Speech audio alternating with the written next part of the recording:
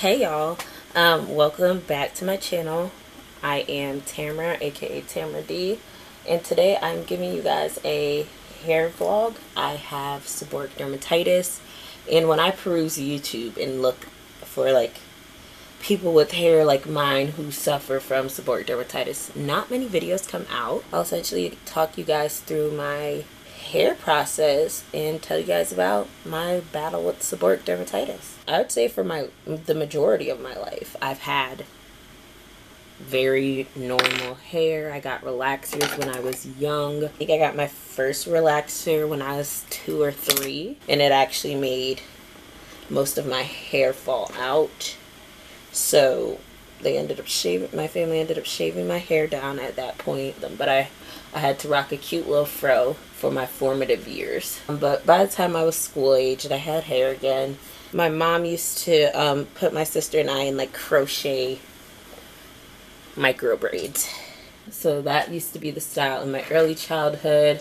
And then the crochet micro braids, relaxers, you know, the usual. And as I detangle, I'm going to put some prescription medication. This is fluconazole oil on my scalp. This is what I'm supposed to do before I wash my hair, and let it sit for, you know, up to overnight.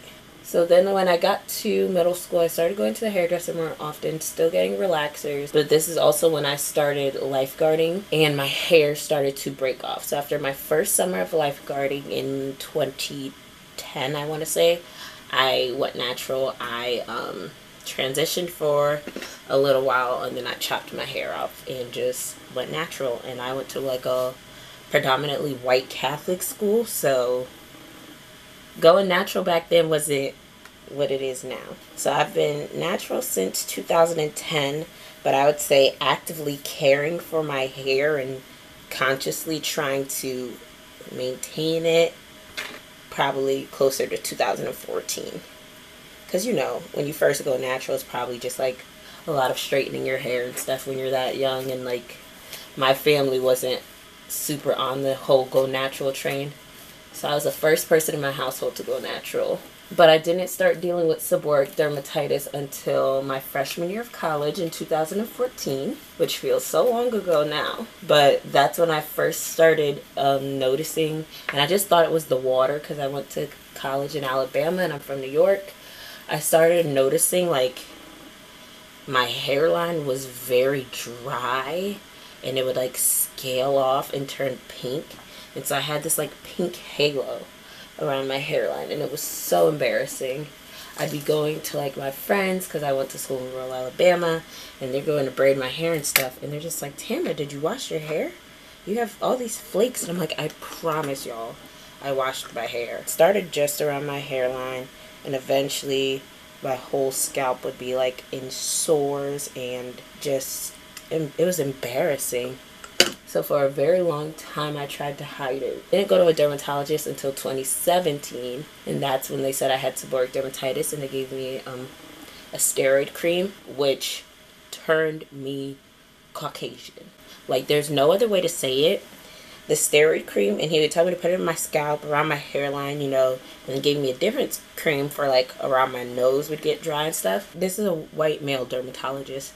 So he's like, yeah, you know, just put it anywhere you have scales, not on your face. No warning to, you know, avoid direct sunlight or anything. Just, it was so embarrassing. So in 2018 or 19, I want to say 2019, I went to a different dermatologist because I was like, I need a second opinion. And I was like, I don't think it's seborrheic dermatitis, because the first dermatologist said I must have had it my whole life. I've never dealt with this. The second dermatologist pretty much verified that he agrees it's seborrheic dermatitis, but he was like, my treatment plan was all wrong.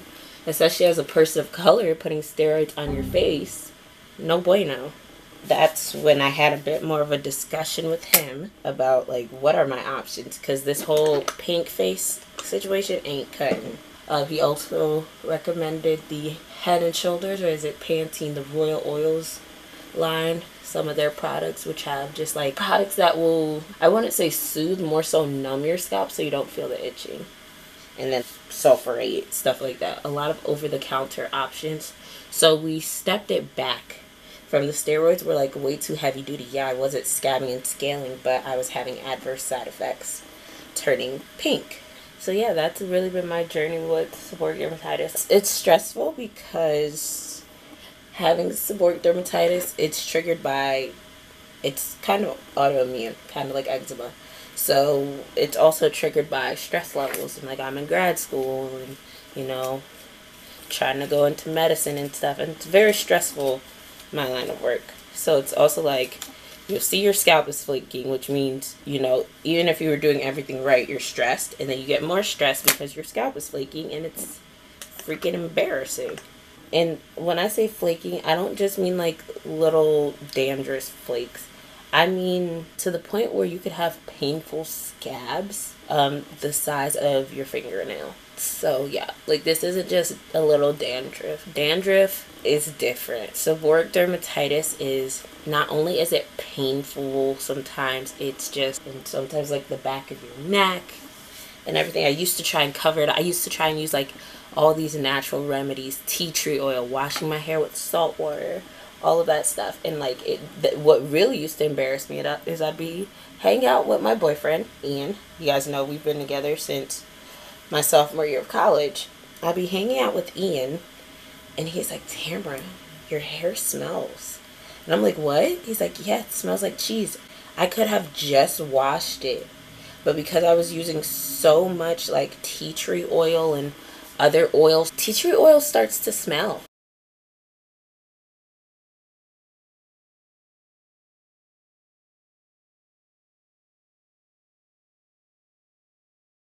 And then I'm going to just throw on a shower cap and let this sit in my hair for at least, it says actually a minimum of 4 hours. So that'd be 10 p.m.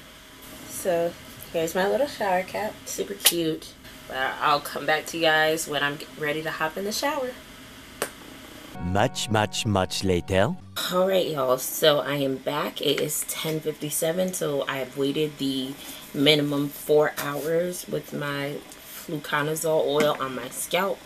So I won't be able to take you guys in the shower with me because I don't have a high-tech setup or anything like that. But I'll show you the products that I'll be using in the shower. So to wash my hair, I'm going to use Nizoral AD. It's just a 1% ketoconazole shampoo. It's very great for dandruff. Since I have this medication on my scalp, I could hypothetically use any shampoo, but I figure why not use a medicated one. This one's not prescription, so you can get this at like Walgreens, CVS, probably even Target. I typically go for the 2-packs.